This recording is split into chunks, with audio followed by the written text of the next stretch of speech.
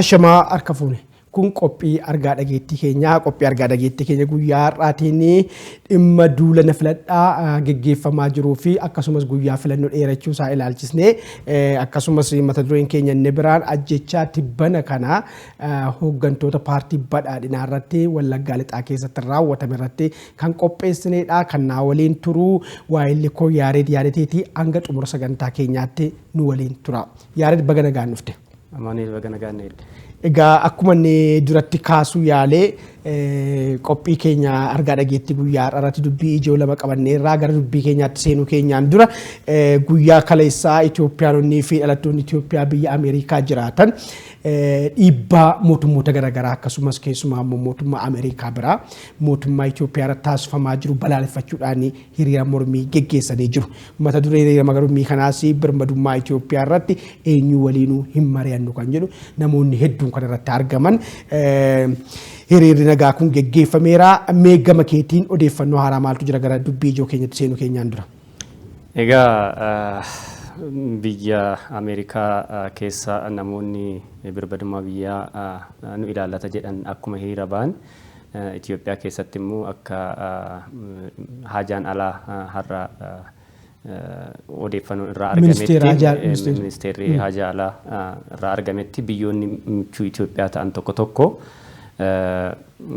TPLF wajjiniin marii keessa Itoophiyaan akka seentu yaada akkasii wanni dhiyeessuun tasummaa fudhatama akka hin qabnee fi qaamni kun immoo qaama paarlaamaan biyyaadhaa shororkeessummaadhaan farrajee waan ta'eef si'achi qaama kana wajjiniin teenyee wanni haasofnu wanni mari'annu hin jirru sanuyyuu qaama lubbuun isaa keessaa dhumateedha eenyu wajjiniin teenyee midhaan kan jedhus kaasanii jiran jechaadha.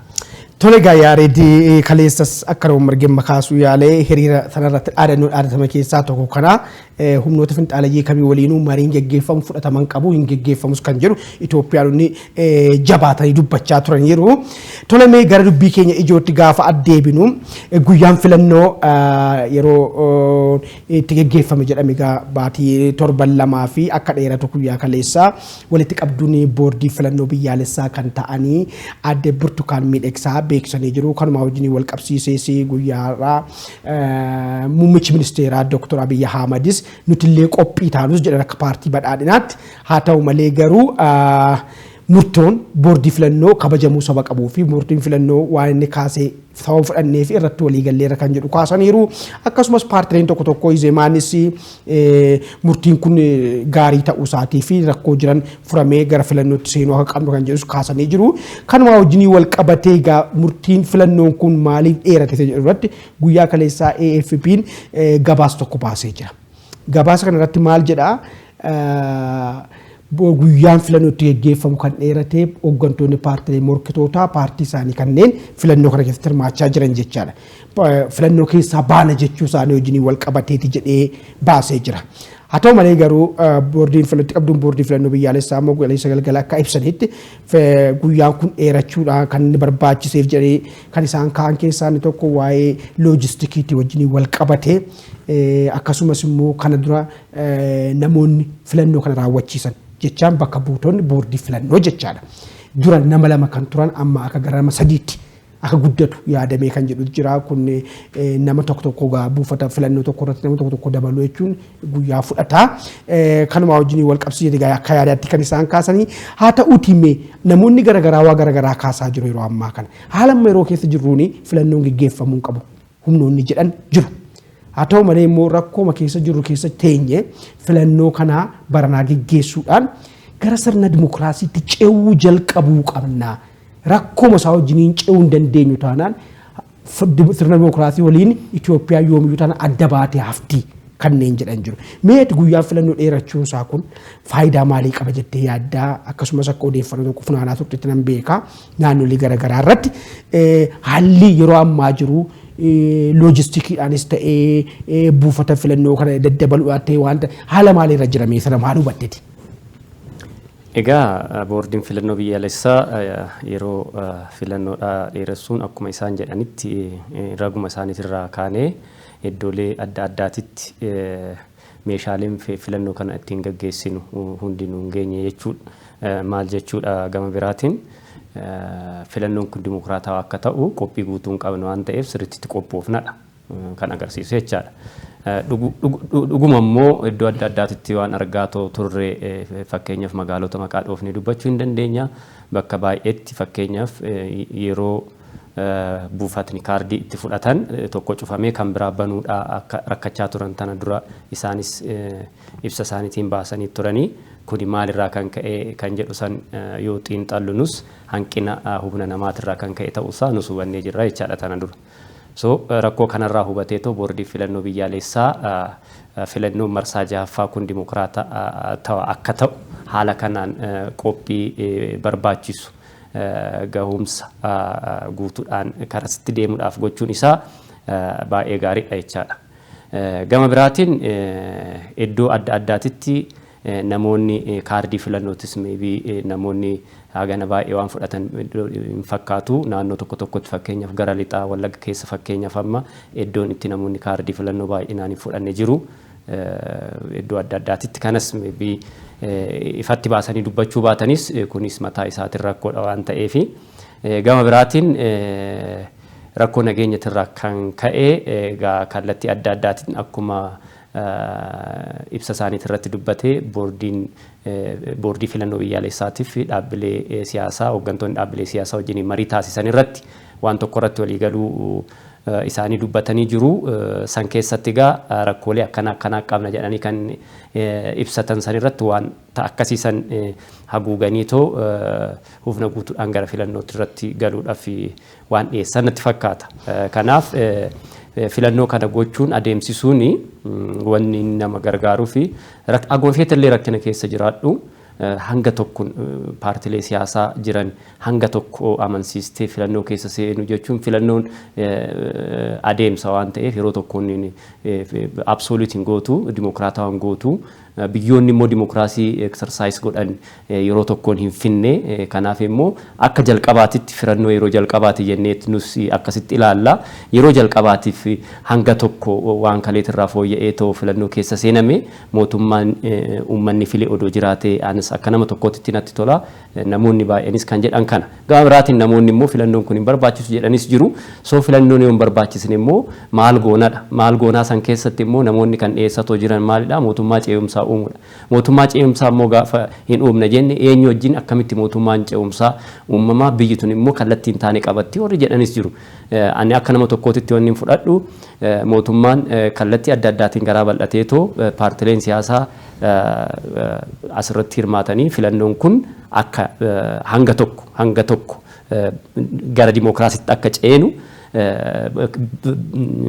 bu'uura akka nuu ta'u hawwiin qaba jechaadha. Tole yaadee egaa akkuma beekamu yeroo garagaraas kan ka'aa ture maanni bakkoota garagaraatti filannoo buufati filannoo bakki itti ijaarame tureera. Jechaan namni bakka itti galmeen jalqabne jira sanallee kana dura ibsaniiru galmeen filannoo kun bakki inni itti xumuramee fi bakki inni itti hin xumuramne jira. Haa ta'u malee nammaa kun guyyaan dheerachuudhaa wajjin wal qabatee galmee filannoo wajjin waan wal qabatu qabu bakkoota xumuramaniiru guyyaan filannoo dheerate jedhamee guyyaan galmeen filattootaas kan dabalu hin jiru. Gama biraadhaan garuu wanti jala muramee ilaalamuu qabu tokko maanni miidiyaaleen biyya alaa tokko kan humnoota finxaalayyii biraa odeeffannoo sobaa fudhatanii socho'an ammas ifatti kan isaan saaxilamaa jiranidha jechaadha. Fakkeenyaaf AFP'n guyyaa kaleessaa kan inni jedhe maanni guyyaan filannoo kun akka dheeratu kan taasifamee fi paartileen morkitootaa dhimma kana keessaa filannoo kana keessaa hin baana haala yeroo ammaa kana jiruuni biyya kana keessa filannoo gaggeessuu hin danda'amu sadarkaa jedhu gahuu isaaniitiin oduu jedhu fake news guyyaa kaleessaa baasee jira jechaadha. Kun amma maal nu agarsiisaa gamaa gamana dhimma filannootiinis ta'ee dhimma waan kan biraatiinis ta'ee miidiyaalumtillee maqaa gurguddaa qaban dhimma kana qulqulleeffatanii baalaansi godhanii hojjechootuu qabanii akka barbaade nama dhuunfaa tokko biraa odeeffannoo argatanii haalli isaa ittiin tamsaasaa jiran jira jechuudha. Kun immoo amantummaa isaanii kan isaan saaxilu ta'aa jechaadha. Egaa kanuma wajjin wal qabatee dhimma filannoo kana keessaa osoo hin bahin rakkoon tokko mul'achuu eegaleera. Nutis eeruun uummata biraas arganyaa jirra. Akkasumas bakka garagaraarraas immoo namoonni garagaraas waa kana dubbachaa jiru. Paartiin badhaadhinaa keessumaa miseensonni isaa gara gade gara aanaarra sadarkaa aanaarra jiran gochi isaan hojjechaa jiran filannoo baranaa kana filannoo seena qabeessa kan jenne kana filannoo gara sirna dimokiraasiitti nu ceesisa jennee abdiin itti horanne kana filannoo bara 2007 wajjin filannoo bara 2002 wajjin wal fakkeessuudhaa fi yaalee guddaa taasisaa jiru.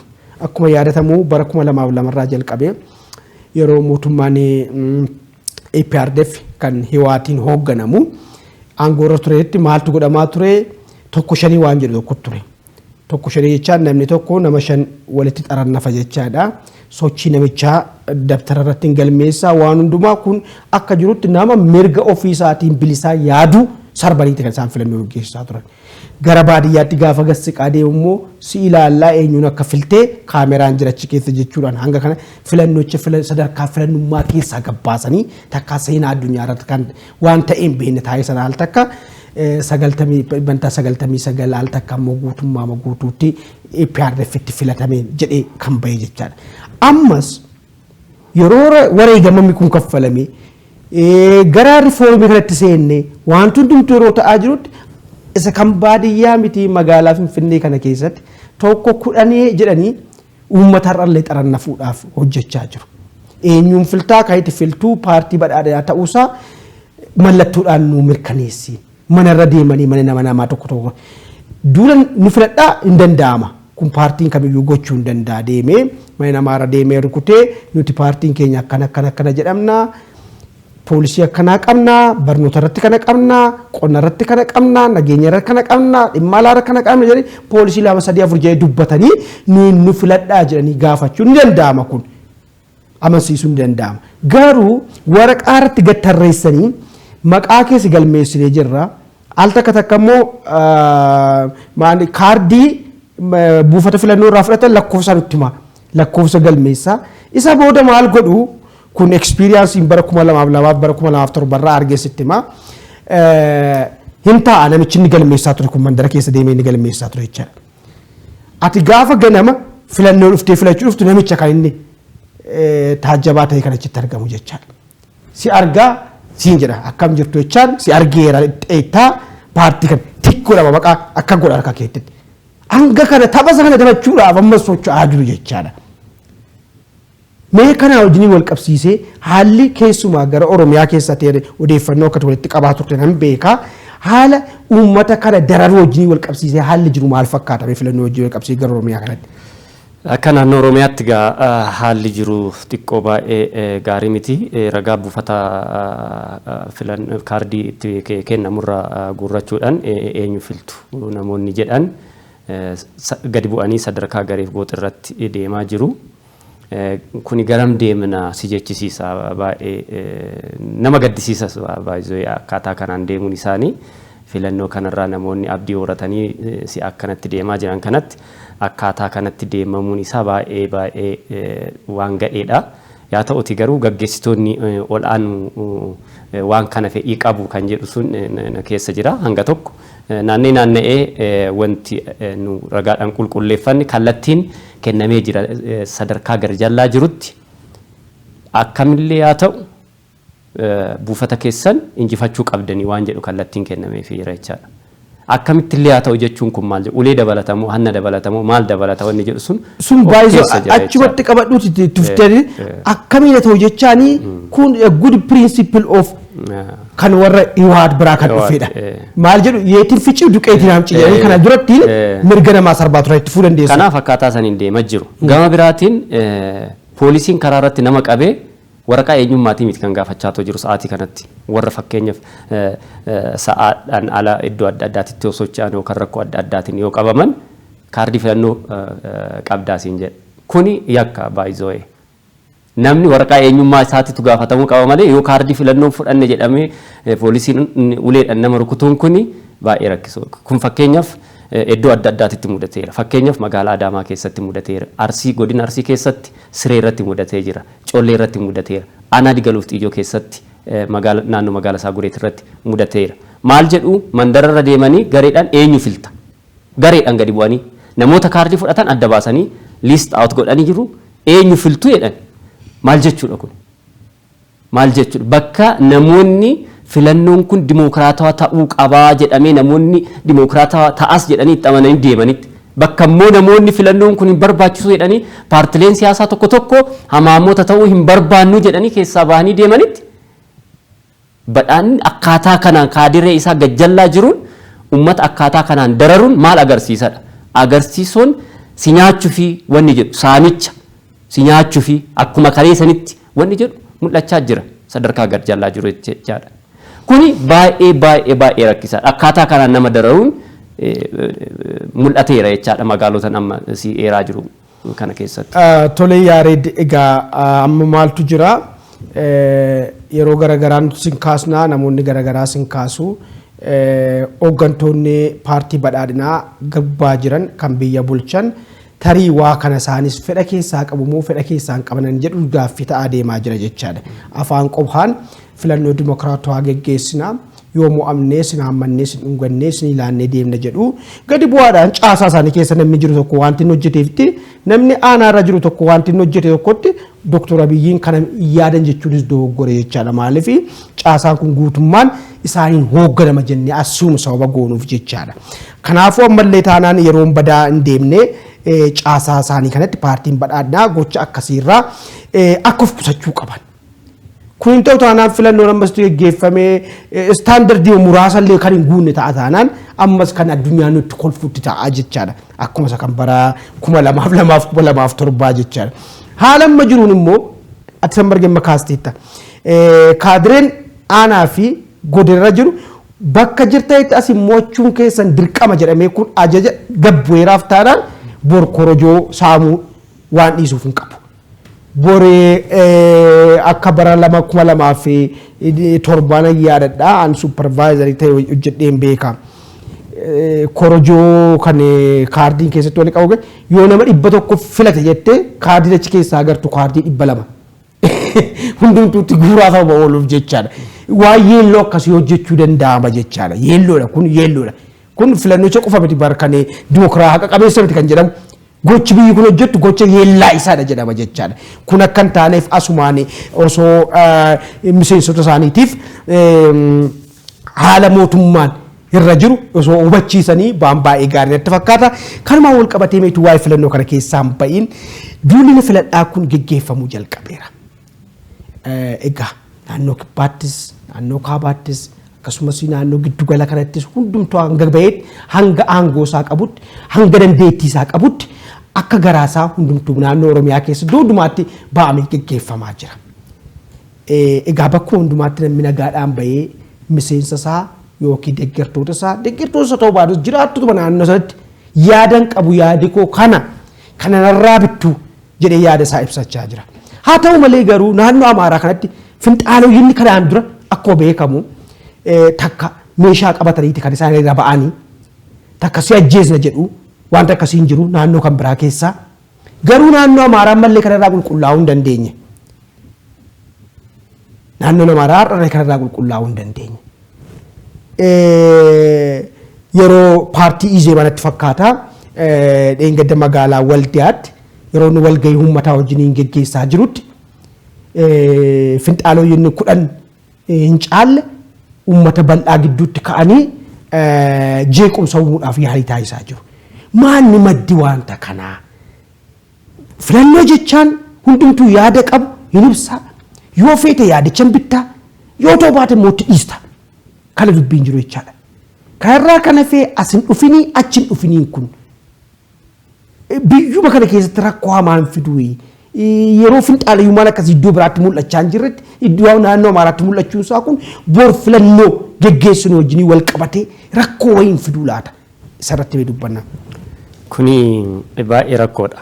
Ani yeroo baay'ee wanni na dhibu finxaaliyyiin naannoo Amaaraa keessa jiran kun yeroo wanta adda addaa raawwatan qaamonni waan san afarsan gara biraa hin jiran waan ta'eef hin dhokata waan ta'eef malee tanaan dura fakkeenya paartiin Izeemaa I think Bahar Daar irratti natti fakkaate meeshaa waraanaatiin tarkaanfii fudhachuudhaaf yoo deeman mul'ateera.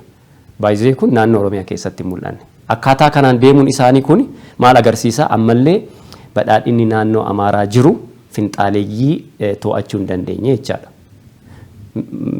maybe finxaaleeyyoonni naannoo Amaaraa keessa jiran harki caalaan isaanii badhaadhina naannoo Amaaraa keessatti mandheeffachuullee hin agarsiisa jechaadha. Fakkeenyaaf namoonni kun yoo waan akkasii san raawwatan haga ammaa namni tarkaaffiin irratti fudhatamee nama meeshaa waraanaatiin nama ajjeesuudhaaf deemu kana tarkaaffiin irratti fudhatamee too seeratti dhiyaatan hin jiru jechaadha. Waanuma fakkaatu fakkeenyaaf gara biraatittis bishaan daffaa warri namarratti naqanii jiru jechaadha. Kun naannoo Oromiyaa keessatti waan hin taanedha jechaadha. In dhaadheeffamu wanni naannoo sanitti ta'u malee yeroo baay'ee ta'eera jechaadha. Namoonni kun gara biraatitti biyyi qabnu kan waliitii siin jedhu. Biyyi qabnu kan waliitii namni kamiyyuu naannoo keenya keessatti socho'uu qabaa. Naannoo kam keessattuu socho'uu qabaa. Gaafa paartileen biraammoo naannoo Amaaraa keessa deemanii biyya naannoo keenya keessa deemuu hin dandeechanii jedhanii kallattii adda addaatiin yoo waan adda addaa godhan hin mul'ata. Kanaaf wanni naannoo Amaaraa keessatti amma raawwatame kun waldiyaadhaa kun finxaaleeyyiin muraasni fedhii fi faayidaa ofiitiif jedhanii akkaataan isaan itti deeman kun gaarii miti. Mootummaan biyya yookaan naannoo san bulchu kan badhaadhinaa waan kanarratti xiyyeeffannoodhaan qulqulleessuu qaba. Namoota rakkoo qaban seeratti dhiyeessuu qaba. Fuulduraaf filannoo kanas haqa qabeessa akkaataa kanaan hin taasisu. Boru korojoollee saamuu danda'u jarri kun. Korojoon keenya qofa siin jechuu danda'anii. Kanaaf sirriitti xiyyeeffannoodhaan itti deemuun barbaachisaa jechaadha. Tole egaa wanti jabaan tokko maanni finxaalayyummaan gara iddoo hundumaa tureera. Garuu iddoo hundumaatii immoo qilleensa keessaa ba'aa jira. Kan naannoo Amaaraa kun garuu yeroo inni qilleensa keessaa ba'aa jiru argaa hin jiru. Finxaalayyummaan kana dura tureera. Paartileen tokko kan ilaalcha finxaalayyummaa kana tarkaanfachiisanis naannoo Oromiyaa keessatti ofii isaatii kufanii dorgommii filannoo kana keessaa of baasanii jiru. Garuu ammallee taanaan paartileen tokko kan mataa qaqqabatanii dhuunfamanii kan gocha finxaalayyii irratti bobba'an kan naannoo Amaaraa keessa socho'an jiru. Itti dabalata miseensumti paartii badhaadhinaa ta'anii kanneen finxaalayyii kanaaf kanneen man'ii ta'anii fayyadan akkuma jiran ta'anii jechuudha. Paartileenis jiru jechaadha. Amma namoonni kun eessaayyuu kan dhufan miti. Yookiin miseensa paartii badhaadhinaa ta'uu yookiin miseensa paartii naannoo sana keessa socho'u tokko ta'uu jechaadha. Garuu waan hubatamuu qabu akkuma margeen makaastee paartiin kamiyyuu bakka kamiin deeme yaada isaa gurguruu hin danda'a. Yaada inni gurguree inni harkaa bitte irraa bitta. Yoo harkaa biruu baatte immoo walga'iisaas maaltu si naqe durumayyuu dhaquun qabdu. Walga'iisaa dhaquun qabdu. Uummanni garuu kan dhaga'uu qabu sanutu jennu qofa inni jedhamu sunii yeroo furmaatitti argamu taanaan bor gaafa filannoo filatan namni gaafa filannoo filatan korojoo qofa miti kan isaan nama harkaa saamuu deeman.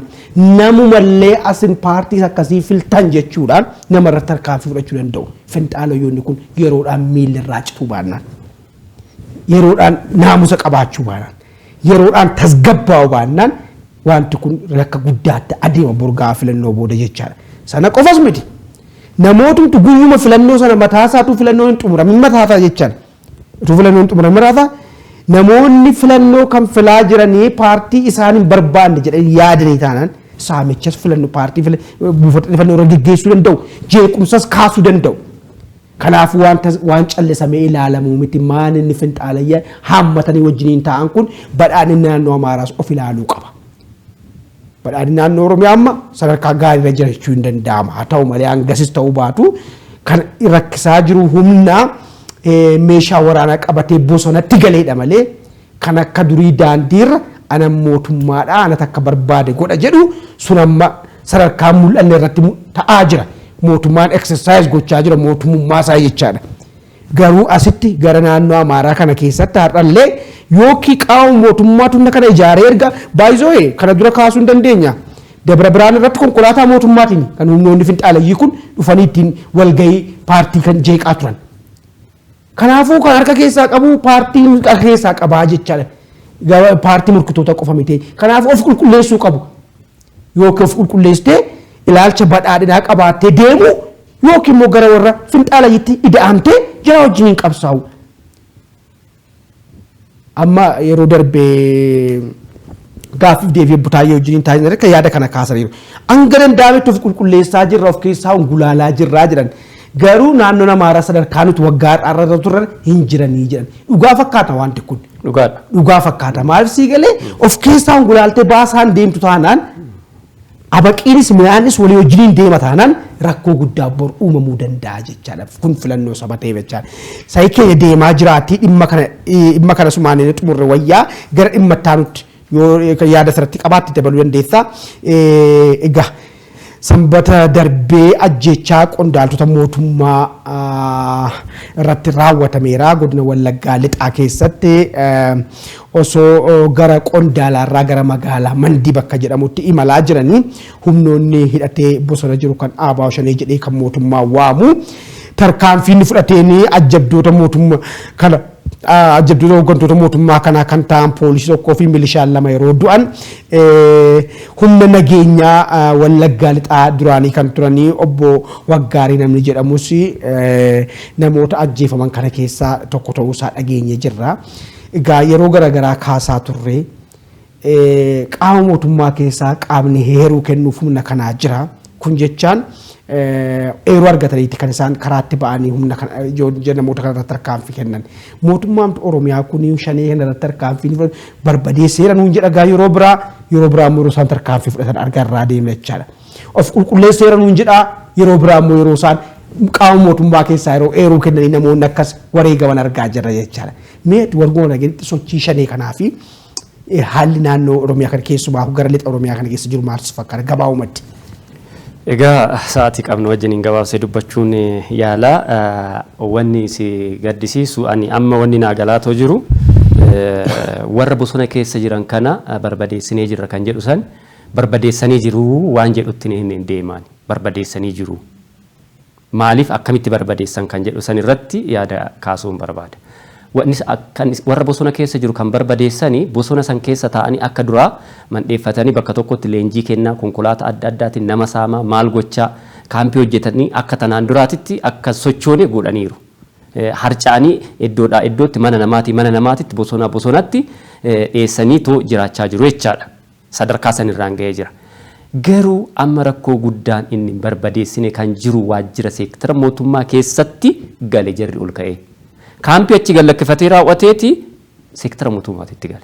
Kaampiin isaanii kan bosonaa diigameeti gara waajjira mootummaa keessatti gale jechaadha. Kanaaf gama tokkoon baay'ee rakkisaa dhugaa dubbachuudhaaf. Naannoon Oromiyaa baay'ee bal'aadha. Yeroo tokkoon waan san hundan gootu garuu wanni si gaddisiisu obboleessa ajjeessatoo jira yeroo kanatti jechaadha. Kanaaf uummanni keenya safuu maaliif dhabee maayinni boru fakkeenyaaf namuma kee ajjeesaa baate boru akka eenyu bitta fakkeenyaaf eenyu gaggeessita boru eenyuuf bilisummaa fiduudhaaf deemta fakkeenyaaf namoonni kun fakkeenyaaf warri milishaa fi humni addaa kun